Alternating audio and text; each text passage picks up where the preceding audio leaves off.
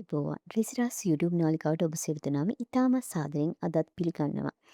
මේ වීඩියෝ මම අද කතා කරන්න බලාපොරොත්තු වෙන්නේ මේ ඒ කියන්නේ අගෝස්තු මාසයේ 18 වෙනිදා ඉඳන් නොවැම්බර් මාසයේ 1 වෙනිදා දක්වා ක්‍රියාත්මක වෙන ගුරුමංගල යෝගය සම්බන්ධයෙන්. ඉතින් මේ ගුරුමංගල යෝගය ඉතාම සුවිශේෂී. ඒකට හේතුව තමයි මේ අවස්ථාවේදී ගුරු ග්‍රහයා කටකේ උච්චව ගෝචර වෙලා සිටිනවා. ඉතින් මේ තත්ත්වයට එක්ක ගුරුමංගල යෝගයේ උදාවීම කියන්නේ විශේෂයි. ගුරු ග්‍රහයාගේ සහ කුජ ග්‍රහයාගේ සංයෝගයෙන් තමයි එකතුවෙන් තමයි මේ ගුරුමංගල යෝගය සෑදෙන්නේ. ඉතින් මේ ගුරුමංගල යෝගය ප්‍රබල වෙන්න හේතුව තමයි මේ කටකයේ ගුරු ග්‍රහයා උච්චව සිටින අවස්ථාවේදී මේ යෝගය උදාවීම. ඉතින් මේක අනිවාර්යයෙන්ම සෑම ලග්න හිමියෙකුටම ලොකු බලපෑමක් සිදු කරනවා. විශේෂයෙන්ම ඔවුන්ගේ ආර්ථික තත්ත්වයට ජීවන තත්ත්වයට තමයි ලොකු බලපෑමක් සිද්ධ කරන්නේ. ඉතින් මේකින් ඇතැම් ලග්නවලට ලොකු වාසි සහගත තත්ත්වයක් අත්වෙනවා. විශේෂයෙන්ම හොඳ දසාවක් ගෙවෙනවා නම් ලොකු වාසි ප්‍රමාණයක් ලබා ගන්න පුළුවන්.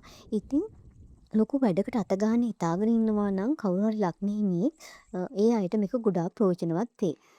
එහෙමනම් අපි දැන් බලමු මේෂ ලග්න හිමියන්ට මේ ගුරුමංගල යෝගය මොන විදිහට බලපෑමක් සිද්ධ කරයිද කියලා. මෙතෙන්දි මේෂ ලග්න හිමියන්ගේ ලග්නාධිපති ග්‍රහය තමයි කුජ ග්‍රහය කියන්නේ. ඉතින් කුජ ග්‍රහයා කටකේ නීච වුණත් එතනදී නීච භංග වීමක් සිද්ධ වෙනවා. ඉතින් එතනදිත් ලොකු බලපෑමක් සිද්ධ වෙනවා. නමුත් ඔබ ලොකු කාර්යයකට වැඩකට අත ගහන්න බලාපොරොත්තු ඉන්න මේෂ ලග්න හිමියෙක් නම් ඔබට මේ කාලෙදී මේ ඉදිරි දින 45ක වගේ කාලය ඇතුළත හදිසි සුබ වියදම් ඇති වෙන්න පුළුවන්.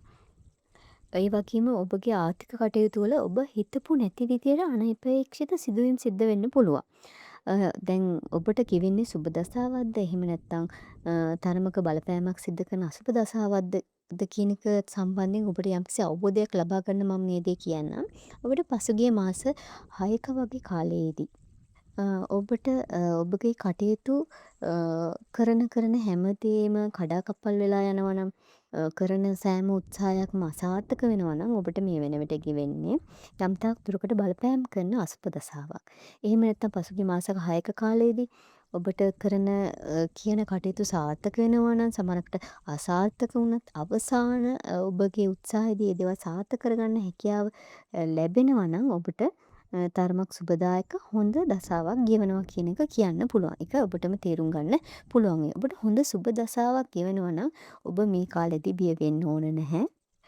නමුත් තරමක බලපෑමක් සිද්ධ වෙන දසාවක් ගෙවෙනවා නම් මේ කුජ ග්‍රහයා කියන්නේ විශේෂයෙන්ම ඉඩම් සම්බන්ධයෙන්, ගේදොර සම්බන්ධයෙන් වගේම පාරම්පරික ඉඩම් සම්බන්ධයෙන් වගේම ඔබගේ සහෝදරයන් සම්බන්ධෙනුත් කියවෙනවා. ඉතින් මේ කාලෙදී මේ කරුණු සම්බන්ධයෙන් ප්‍රශ්න ගැටලු ඇති වෙන්න පුළුවන්. මේෂ ලග්න හිමියන් කියන්නේ කොහොමත් තරමක් ක්ෂණික කෝපයට පත් වෙන පිරිසක්. ඒ වගේම ඔබට තැනක් නොතැනක් නැහැ. හිටපු ගමම කේන්ති යනවා.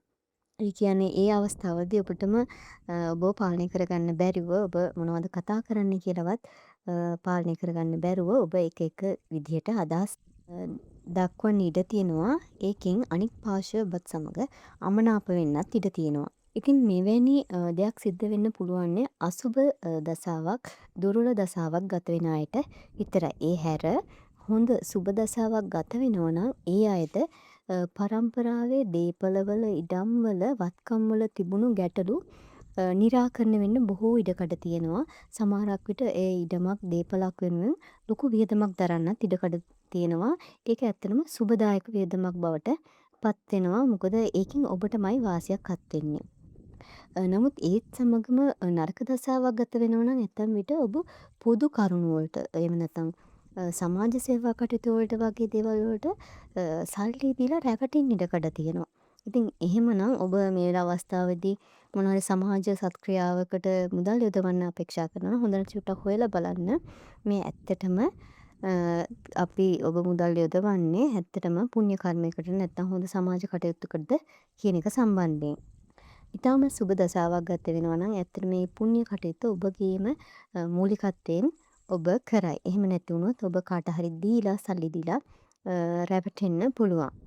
ඒ වගේම තමයි මේ කාලෙදී තරුණයෙක් නම් තරුණියනුත් එහෙම තමා. මේ කාලෙදී ඔය බයික් වල වගේ යන අය ඉතාමත් වේගෙලය පදවන්න එපා.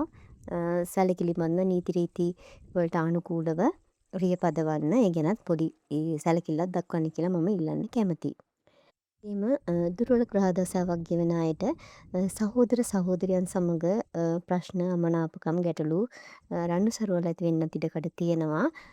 මොකද ඒකට හේතුව තමයි මේ කාලේ සිදුවන සෑම දෙයක්ම මේ දින 45 දී සිදුවන සෑම දෙයක්ම තම උච්ච ආකාරයට තමයි සිදු වෙන්නේ. ඒ කියන්නේ ඉහළ ආකාරයෙන්. හොඳ දෙයක් ඔබට සිද්ධ වෙනවා වුණොත් සුබ දශාවක් ගත වෙනවා ඒක ඉහළම සුබ ප්‍රතිඵලයක් අත් කරලා දෙනවා. දුර්වල ග්‍රහචාරයක් ගෙවෙනවා නම් ඔබට ඒ බලපෑමුත් ඉතාමත් තරමක් දැනෙන බලපෑමක් සිද්ධ වෙන්න පුළුවන්.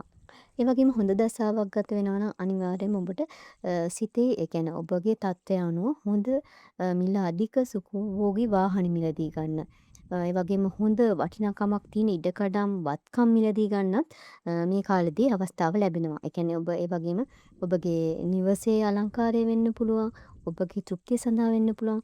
ආඩම්බරකාර වියදම් දරන්නත් ඔබ උත්සාහ කරයි. ඒ කියන්නේ සුබ දශාවක් ගත වෙනවා නම් මේවට හිත යනවා. ඒ දේවල් ඔබ කරයි. ඒ දේවල් මිලදී ගනී. කෙසේ වෙතත් ඔබට ලොකු ජීවිතේ ලොකු තීරණයක් ගන්න හදනවා නම් ඔබට පුළුවන් ඒක තවදුරටත් තහවුරු කරගන්න ඔබ කැමති ජ්‍යොතිෂියවරයෙකුට තමන්ගේ කේන්දර දීලා පරීක්ෂා කරවාගෙන. ඒ වගේම මේ කාලෙදී දුර්වල ග්‍රහ දශාවක් ගෙවෙන අයට වගේම සුබ ග්‍රහ දශාවක් ගෙවන අයට වුණත් කියන්නේ ඉඩම් වත්කම් දේපළ මිලදී ගැනීමේදී අනිවාර්යයෙන්ම ඒ ඉඩම් දේපළවල නීතිමය ප්‍රශ්න තියෙනවා නම් ඒවා මිලදී ගැනීම ටික කාලෙකට ඒ මිලදී ගැනීම වලින් වළකින එක හොඳයි. මේ දින 45 පහුවෙලා ඒ දේවල් සිද්ධ කරන්න. එහෙම නැති වුණොත් ඔබට ඒවා ලොකු ප්‍රශ්න ගැටලු බවට පත් වෙන්න පුළුවන්. 11 වෙනි රාහු ග්‍රහය සිටින නිසා ඔබට මේ කාලෙදී සුබ දශාවක් ගෙවනවා නම් මේ සිදු කරන ක්‍රියාකර්මකාරකම් මේ දින 45 දී සිදු කරන සිදුවීම් ඔබට අනාගතේ විශාල ජයග්‍රහණ ඒ වගේම ලොකු ලාභ ලබා දෙන කටයුතු බවට පත් වෙනවා. දුර්වල ග්‍රහචාරයක් නම් ඔබ මුදල් වියදම් කරන්න ගිහින් රැවටීම් වලට ලක් වෙන්න පුළුවන්. දරන වියදම් අපතේ යන්න පුළුවන්. නැත්නම් ඔබ මොන හරි වියදමක් යම් දෙයක් වෙනුවෙන් දැරුවා නම් ඒ වගේ ප්‍රශ්න ගැටලු තියෙන්න පුළුවන්. ඉතින් ඒ තැන්වලදී ඔබ ප්‍රවේසම් වෙන්න. වගේම තවත් අවධානය යොමු කළ යුතු කාරණයක් තමා යම්කිසි කරුණු සම්බන්ධයෙන් ඔබට නිකම් බොරු ධෛර්යයක්. ඒ කියන්නේ ඇත්තම ධෛර්යයක් නෙවෙයි. මට මේක කරන්න පුළුවන්. එහෙම කියලා. ඒ කියන්නේ තමන්ට ඒ දේ කරන්න තරම් පහසුකම් නැහැ. නමුත් අධික ධෛර්යයක් ඇති වෙනවා නම් අන්න ඒ තැන්වලදී චුට්ටක් ප්‍රවේසම් වෙන්න. ඔබට යම්කිසි කටයුත්තක් මේ කාලෙදී කරන්න ඇත්තටම ඒ සඳහා ඇත්ත පසුබිමක් තියෙනවා නම් ඒ සඳහා උත්සාහ කරන්න ඒ ධෛර්යය ඉතාමත් යහපත්. නමුත් ඔබට ඒ දේ කරන්න පසුබිමක් ශක්තියක් නැහැ අඩුයි. නමුත් ඔබ ඒ දේ කරන්න පෙළඹෙනවා නම් ඒ දේ කාර්යයන් සම්බන්ධයෙන් පොඩ්ඩක් සැලකිලිමත් වෙන්න. මං හිතනවා මේ වීඩියෝ ඔබට මේෂ ලග්න හිමි ඔබට පොඩ්ඩක් හරි ප්‍රයෝජනවත් වෙන්න ඇති කියලා. ඉතින් එහෙමනම් මේ වීඩියෝ සමග රැඳී සිටි ඔබ සියලුම දෙනාට වාසනාවන්ත ජයග්‍රාහී දවසක් වේවා කියලා මම හදවතින්ම ප්‍රාර්ථනා කරනවා.